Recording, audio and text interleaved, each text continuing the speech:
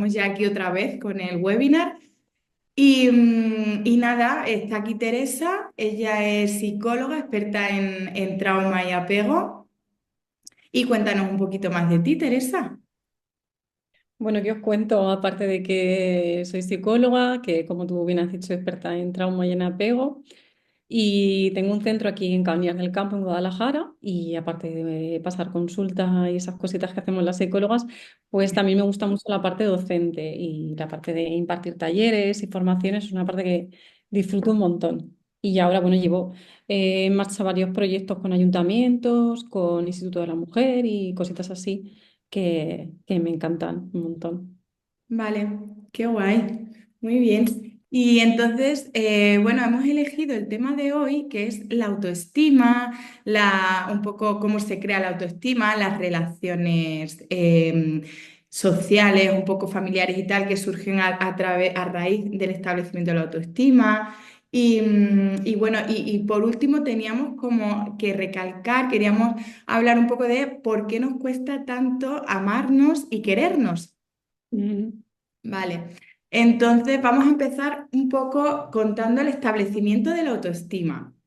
El establecimiento de la autoestima, hablábamos que surge un poco entre, yo te decía, entre los 0 y los 12 años o a partir de los 12 años. Y me decías tú, bueno, yo la ubicaría un poquito antes de los 12 años, ¿no? Eso es, yo te comentaba el otro día que además de esos 12 años, ¿no? A raíz de los que se empiezan como a instaurar esas creencias de el quién soy yo, de una forma como más formal, para mí todo lo anterior tiene que ver con lo emocional, con cómo me siento yo cuando estoy contigo. Si yo cuando estoy contigo me siento importante, me siento vista, ahí elaboro de forma inconsciente esa sensación de yo soy una persona importante porque me están dedicando atención, me dedican tiempo. No siento que yo moleste, yo siento que genero sensaciones agradables en mis cuidadores. Eso dice de mí que soy una persona, pues, agradable, que hago sentir bien a los demás. Entonces, de ahí ya se empieza a crear esa sensación en el cuerpo que posteriormente, pasados esos 12 años, ¿no? Empieza a instaurarse en forma también de creencias, de una forma como más firme. Y ahí ya entraría a elaborarse ese autoconcepto de una forma más formal. Vale, o sea, sí que podemos ubicar como el establecimiento de la autoestima relacionándolo un poco con, como decíamos el otro día, con los vínculos paternos, que son nuestros primeros vínculos, y ahí lo que tú dices, como que vamos nosotros sabiendo quién soy en el mundo, cuál es mi papel, y en función de lo seguro o inseguro que me hagan sentir mis primeros vínculos, pues se establecerá un poco esa autoestima. Y luego ya bueno, hablas del autoconcepto que... No sé si lo ubicamos más en la parte como de preadolescencia, adolescencia, ¿no? Que es lo que igual se crea a raíz de las relaciones con nuestros iguales, más que quizás la autoestima que tenía una relación con los vínculos iniciales y los cuidadores, ¿no? Sí, van un poco, yo siempre digo que van así como un poquito de la mano. De hecho, a veces se confunden dentro de consulta y es parte un poquito también del tratamiento, como diferenciar los dos conceptos. Es decir, bueno, esto tiene que ver con autoestima y esto tiene que ver con autoconcepto. Autoconcepto hace más referencia a esos términos que me definen a mí como ser humano. Y yo me lo llevo también un poquito al apego y a la autoestima, ¿no? Esta idea de autoconcepto, porque en esas primeras interacciones, en esos vínculos de apego con mis cuidadores, con mis progenitores, yo ya empiezo a adquirir esa información de quién soy, ¿no? De lo que dicen. Yo siempre pongo el ejemplo de qué contaban tus padres de ti, de cómo eras. Ay, pues es que mira la que sala, mira la que graciosa que es. Ahí yo ya empiezo a adquirir información de, ah, vale, yo soy tal, tal. Madre mía, qué torpe eres, ¿no? Cuando hemos crecido escuchando ese mensaje de qué torpe eres, es que eres muy patosa porque es que lo tiras todo, eso no se queda ahí atrás, eso se viene conmigo y se queda intrínseco, ¿no? Se queda como muy nuclear dentro de mí y me acompaña en mi desarrollo. Y yo voy creciendo con esa creencia negativa sobre mí misma. Entonces, en el proceso de terapia, parte del trabajo viene a ser esto, limpiar un poquito esos cimientos y reelaborar. Y enseñarle también al paciente otras formas de procurarse amor propio, que es lo que entraría dentro de autoestima. Pues claro, si yo en mis vínculos de apego tenía unas referencias, ¿no? Unos referentes, pues un papá, una mamá que no se dedicaban tiempo, que no se cuidaban, que no se atendían, que no ponían límites. Ahí yo ya he ido recibiendo esa información de qué poquito amor propio me estoy teniendo y qué poquito amor propio me procuro a mí misma. Y también entender que de ahí viene que a mí, en mi edad adulta, me cueste tanto. Me cuesta tanto porque no es algo racional, ¿no? Que yo me diga, pues estoy en terapia y a partir de ahora me tengo que querer mucho. Es que no va de eso. Es que hay unos patrones muy nucleares, como decía antes, muy en las estructuras primarias de nuestro cerebro, que hacen que salte de forma así como muy inmediata esa tendencia a no cuidarme, a autoabandonarme o a sentir mucho miedo a poner los límites. ¿Por qué? Por cómo se han vinculado a mí mis progenitores, por esa información que he ido recibiendo muy poco a poco. Claro, estaba pensando, esto que estás comentando, estaba pensando que hablábamos el otro día también de la importancia que tiene todo eso que, justo lo que has dicho, que nos van diciendo nuestros cuidadores cuando somos pequeños, que muchas veces nos dicen o escuchamos, no, no, si no te preocupes que el niño es muy pequeño y no se acuerda. Sí que nos acordamos, porque aunque no haya una memoria eh, al uso de decir recuerda las palabras verbalmente, sí puede haber una memoria somática, que el cuerpo sí recuerde una sensación que yo tuve cuando tenía un añito, cuando tenía 2 añitos, si no me sentí lo suficientemente abrazado, si no me sentí lo suficientemente seguro. Entonces, claro, todo eso va formando parte del constructo que es la autoestima, que como decíamos el otro día, dijiste tú el concepto de parcelitas, ¿no? Las parcelitas que tiene la autoestima, que es pues el autoconcepto, ¿no? Cómo me veo a mí mismo, el autodiálogo, cómo me hablo a mí mismo, un poco todo lo que compone la autoestima. Y claro, si alguna de esas parcelitas no se ha construido de la manera más adecuada, ya cuando somos, o sea, en la infancia, cuando somos pequeños, claro, llega la etapa de la adolescencia, que decíamos el otro día, que ya sí es una etapa complicada y dura de por sí. Claro, si yo tengo que formar también mi identidad dentro de un grupo social, pero todavía no sé quién soy dentro de mi grupo familiar o de mis vínculos familiares, claro, se complica todo mucho, o si he tenido una mala infancia, se me complica la adolescencia con todo eso. Y lo que tú dices, pues creemos, o sea, crecemos siendo adultos, pues a lo mejor con inseguridades, con miedos, con ciertas patologías. Y parte de la terapia o del trabajo de los psicólogos de salud, en salud mental es como también dar esa psicoeducación y que ellos entiendan por qué su cerebro funciona así, no solamente por qué el comportamiento. Claro, Esto me ha hecho pensar también en el trauma preverbal, sí.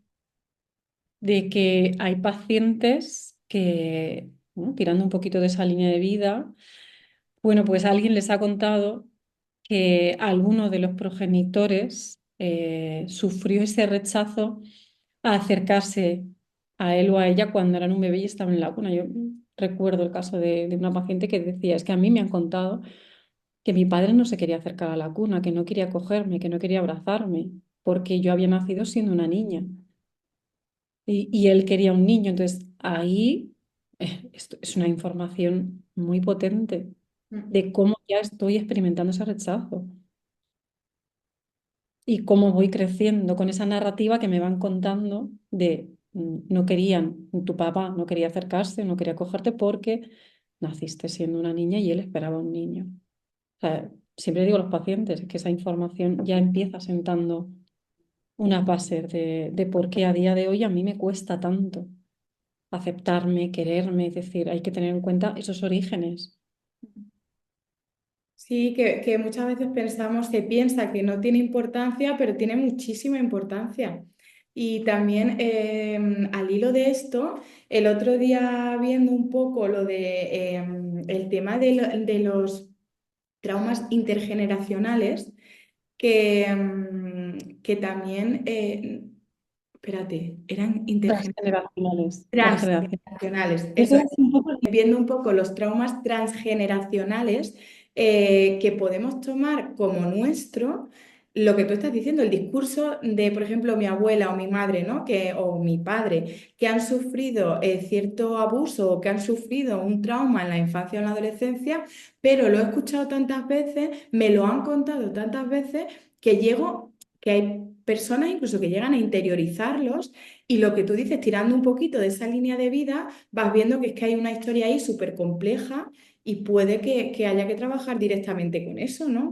O desde ahí. Claro, ahí también entra lo que hablamos el otro día también del trauma vicario, ¿no? De cómo he visto yo que se recibía esta violencia en personas a las que yo quiero.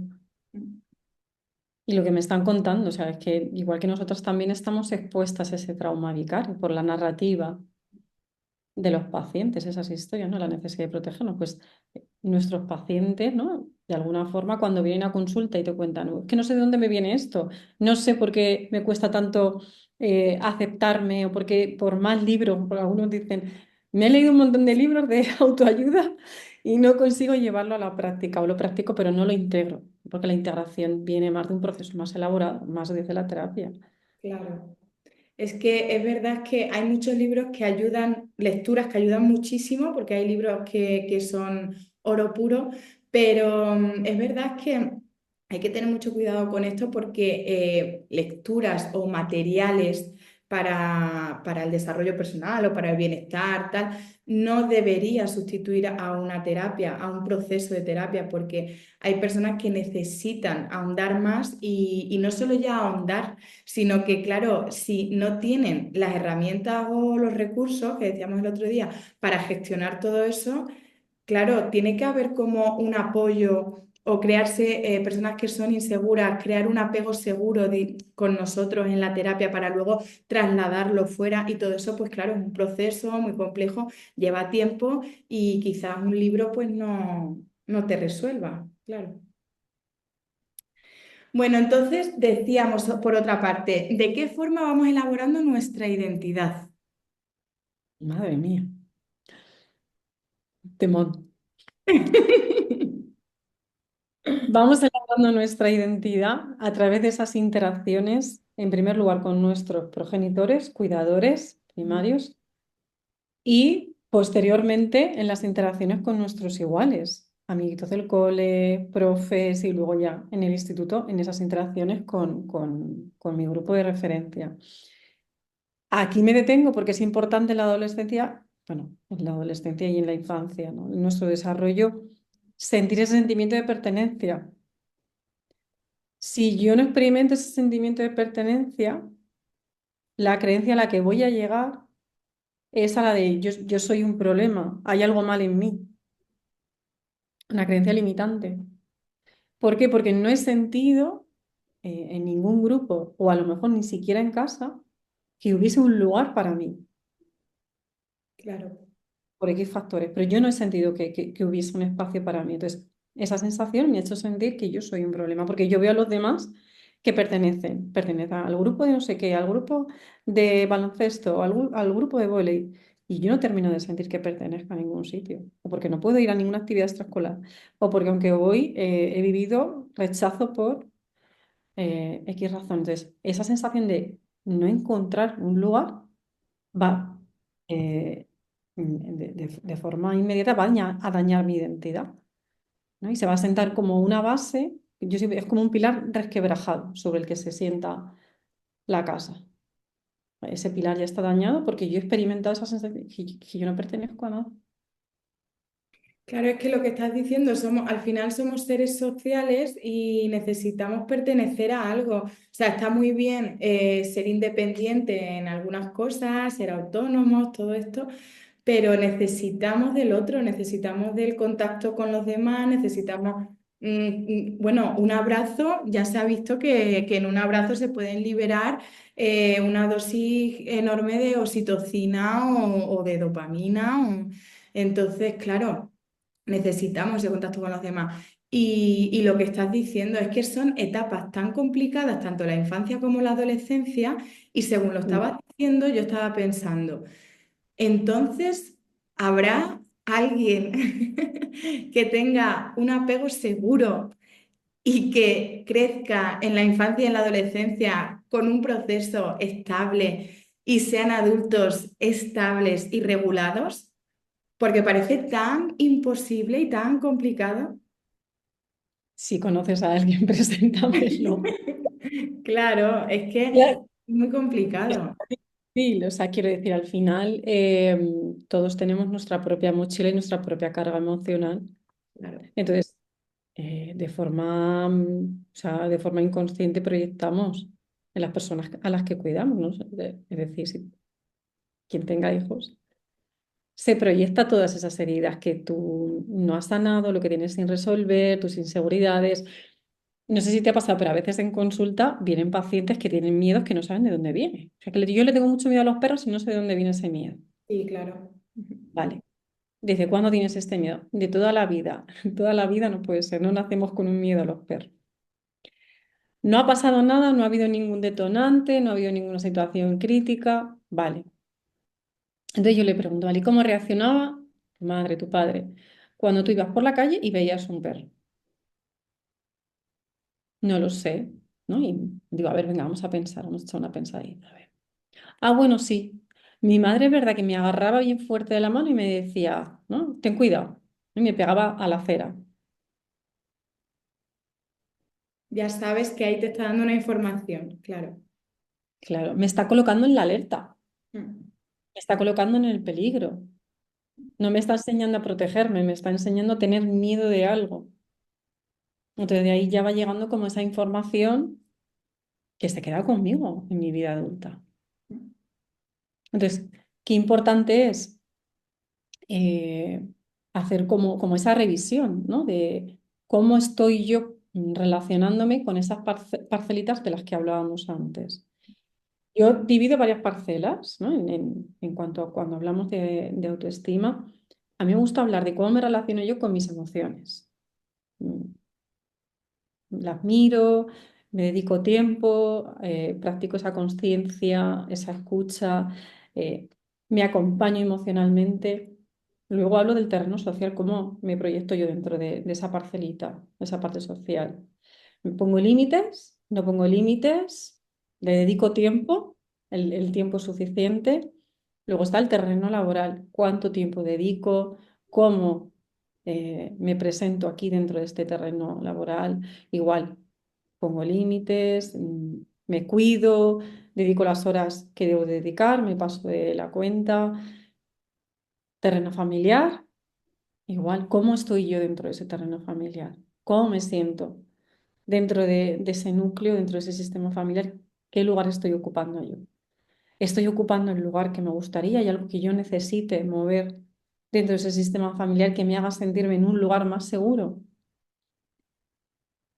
Y luego la relación conmigo, o sea, dentro de todas estas parcelas, cómo me relaciono, ¿no? Dentro de mi mente, en esa narrativa interior, en cómo me cuento todo lo que me está pasando, en cómo me hablo a mí misma.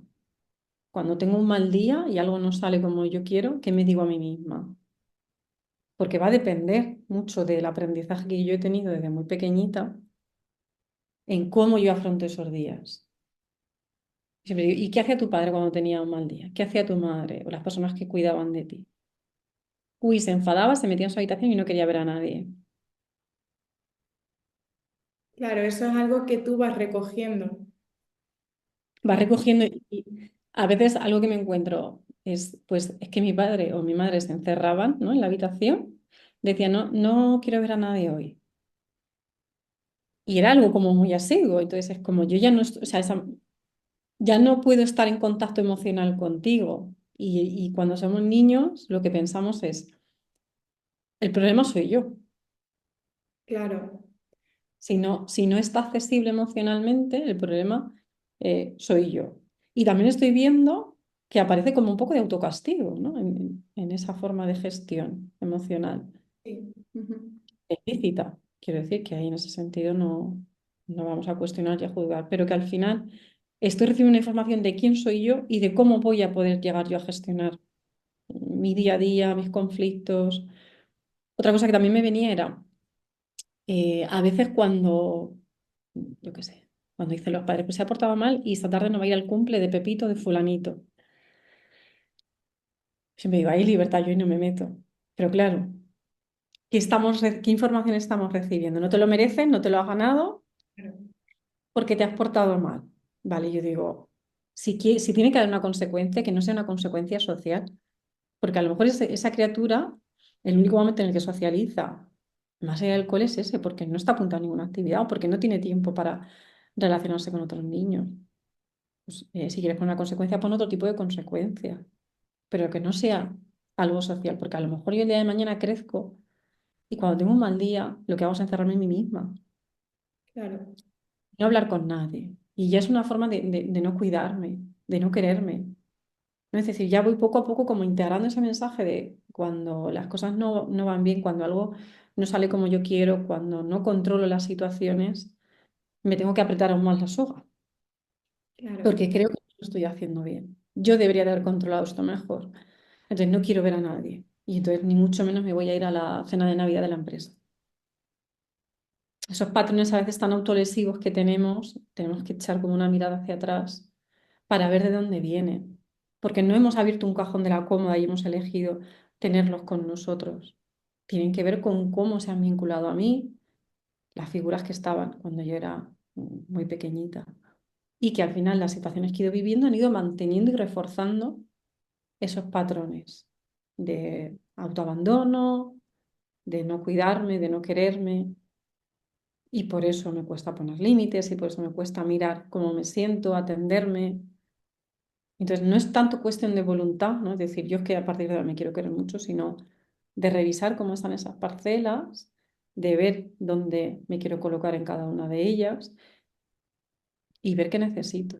Y empezar a reelaborar esa identidad y sobre todo esa relación conmigo misma desde un lugar diferente. Y obviamente cuando empezamos a trabajar en esto, no es lineal, como siempre decimos. O sea, posiblemente van a seguir apareciendo esos patrones de autoabandono. Hay pacientes que me dicen, ay, qué bien, pues ya llevaba yo un tiempo muy contenta porque estaba cuidándome mucho, había empezado a poner límites, ¿no? Como desde esa parte más desde el autocuidado, que tiene que ver con la autoestima y con nuestra identidad. Pero el otro día me pasó algo con mi compañero de trabajo y que no supe poner límites. Me fui a mi casa llorando y pensé, jo, qué mal. Ahora que estoy en terapia no estoy haciendo las cosas como debería. Y yo siempre Fíjate, digo, es este autodiálogo, todo. Sí, sí. como muy castigador y muy exigente. Entonces, revisar de dónde viene esa parte exigente, esa parte de control, ese autocastigo. Bueno, pues lo has hecho como sabías y como podías. Y esos patrones es normal que sigan resonando. Vamos simplemente a revisarlo, pero no desde una parte castigadora o desde una parte exigente, sino bueno, más desde una parte autocompasiva. Es que, bueno, has hecho un resumen fantástico de un poco lo que compone la autoestima, de cómo se crea la autoestima, por qué se mantienen ciertos comportamientos o ciertas actitudes, de la importancia que tiene toda la educación y todo el afecto que nos dan o no nos dan nuestros cuidadores desde que somos pequeños, también la etapa adolescente y cómo voy evolucionando. Has hecho ahí un resumen muy, muy bueno. Y, y claro, a mí se me venía a la mente, pues justo eso, ¿no? Que lo que estábamos diciendo, que es un momento. Son dos momentos de la vida, infancia y adolescencia, como tan complejos que, claro, si traemos ya, perdón, si nuestros cuidadores, padres o quien sea, ¿no? Ya traen lo suyo y van reflejando eso en nosotros, nosotros aprendemos crecemos aprendiendo eso que nos están pasando, yo luego cuando sea padre se lo voy a pasar a mis hijos, así sucesivamente, y claro, tiene que haber un momento en el que quizá eso se rompa y se escucha mucho ahora todo esto de el hijo o la hija que rompe con esos patrones es como el que más sufre porque no está siguiendo la línea que tiene que seguir familiar. Entonces, claro, es que son muchas cosas. Esos miedos que pueden venir también a raíz de tener alguna de las parcelitas de la autoestima muy tocadas o no muy bien desarrolladas. Claro. Efectivamente. Yo, cuando hablo de esas parcelitas, siempre pongo la mirada en cómo está la relación a nivel emocional, es decir, contigo misma. Es decir, ¿qué haces cuando tienes un mal día? ¿Qué haces cuando algo no sale como tú esperas? ¿Qué haces cuando te llevas una decepción? Cuando tienes miedo, cuando te sientes en una situación de incertidumbre. ¿Cómo lo afrontas? Y muchas veces lo que nos encontramos es un poco como esa parte más de autocastigo, de no permitirnos sentir lo que estamos sintiendo, considerar que no es suficiente eso que estoy sintiendo, o sea, lo que estoy viviendo para sentir lo que estoy sintiendo. Entonces, ocultar lo que siento, no permitírmelo y considerar que si siento eso quiere decir que soy débil, va a determinar cómo me enfrento a mi vida en general. O sea, si yo no contextualizo lo que estoy viviendo y lo que estoy sintiendo y digo, jolín, es que, no sé, me lo invento, estoy atravesando un divorcio pues tengo una serie de sintomatología que va a ir fluctuando, que va a ir transitando y debutando con distintos matices. Y no me permito sentir todo eso porque considero que permitírmelo sentir pues es una debilidad y yo tengo que ser fuerte. Y creo que ser fuerte es no sentir todo esto. Jolín, pues qué pena, porque eso me va a hacer mucho daño. Y por algún lado va a acabar apareciendo. Seguramente lo acabe somatizando, de la forma que sea. A través de insomnio, de irritabilidad o lo que sea. Que yo mantenga ese patrón conmigo mismo en el presente tiene que ver con aquello que me enseñan. Yo lo veo mucho en consulta. El otro día con un paciente, hablando un poco de la relación que él tiene con su parcela laboral, ¿no? Dice la exigencia, la productividad, exigencia, y aunque esté agotado, sigo, sea la hora que sea, no paro, no paro. Y decía, pero ¿de dónde viene toda esta información que tú tienes de lo que se supone que es ser trabajador? Pues de un padre que trabajaba 14 horas al día, venía para cenar y dormir. Y esto no quiere decir que estemos señalando y criminalizando al padre, ni mucho menos.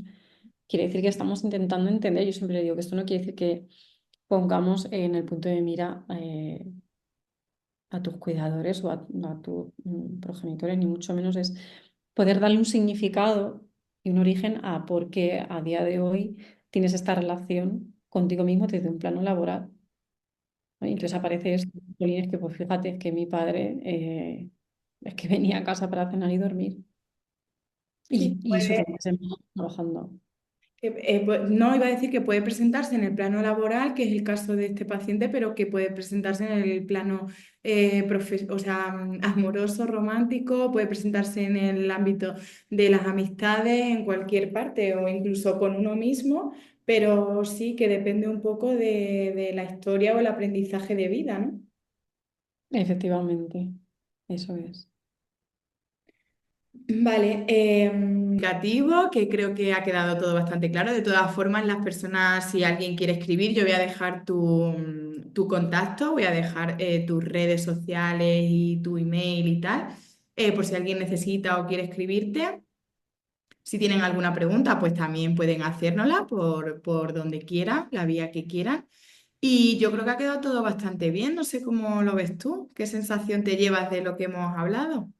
Yo muy buena sensación. Alargaríamos un montón de Sí. hilos de cada tema, pero yo creo que la idea más o menos ha quedado clara, ¿no? Como de una forma muy sintetizada, porque es verdad que es un tema que nos da para hacer un máster entero esto, pero yo creo que sí que ha quedado una idea clara y si no, bueno, pues podemos ir haciendo Sí, claro. todo lo extenso que haga falta, claro que sí. Sí, si a alguien se le van ocurriendo cositas, nos los quieren decir y de ahí podemos ir creando más contenido, pues bienvenido sea.